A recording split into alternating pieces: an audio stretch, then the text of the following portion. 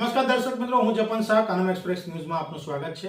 જોઈએ આજના મુખ્ય અને મહત્વના સમાચાર। વોગડીની સીમમાં આવેલ આદિવાસી ખેડૂતોની જમીનો વચ્ચે પથ્થર કાઢવાની લીઝ માટેની ચાલતી ચલપણને લઈને ભારે વિરોધ। આદિવાસી ખેડૂતોએ નેત્રંગ મામલતદારને આવેદનપત્ર આપીને રોષ વ્યક્ત કર્યો। નેત્રંગ રાજપાડી રોડ પર આવેલ ફોકડી ગ્રુપ ગ્રામ પંચાયતમાં ફોકડી વડપાન ગામ વચ્ચે આવેલા સીમમાં આવેલા ખાતા નંબર 201 સર્વે નંબર 16 વાળી જમીનના માલિકે સદર જમીન હાલમાં વેચાણ કરેલ હોય નવા જમીન માલિક દ્વારા સદર જમીનને બિનખેતીમાં રૂપાંતરિત કરી પથ્થર કાઢવા માટેની લીઝ મંજૂર કરવા બાબતની ચાલતી ચલપલને લઈને ઉપરોક્ત સર્વે નંબરની આજુબાજુમાં આવેલ તમામ જમીનના માલિકો આદિવાસી ખેડૂત ખાતેદારો છે। સદર જમીન આદિવાસી ખેડૂતો માટે એકમાત્ર જીવન નિર્વાહનું સાધન છે। જો લીઝ માટે મંજૂરી સરકાર થકી આપવામાં આવશે તો આદિવાસી ખેડૂતો ખેતી કરી શકશે નહીં, જેને લઈને ભારે આર્થિક નુકસાન સહન કરવાનો વારો આવશે।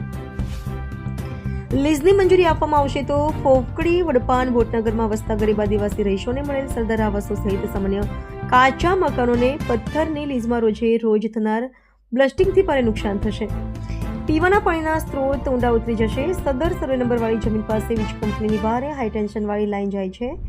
ગરીબ આદિવાસી ખેડૂત ખાતેદારો પાસે પોતાનું તેમજ કુટુંબનું જીવન નિર્વાહ કરવા ફક્ત ને ફક્ત આ જ જમીન ઉપર નિર્ભર છે।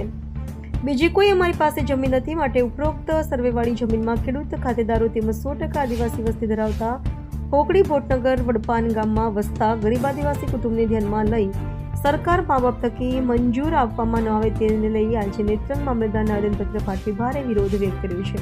રિપોર્ટર રવિ સૈયદ, નેત્રંગ।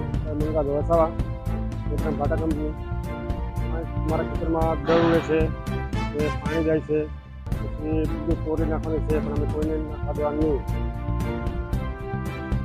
નહીં। હિરેન પટેલે એક જમીન વેચી નાખેલી છે, મને બોખડે લીધેલી છે, એમાં અટકાવવામાં મામલતદારમાં આવેલા।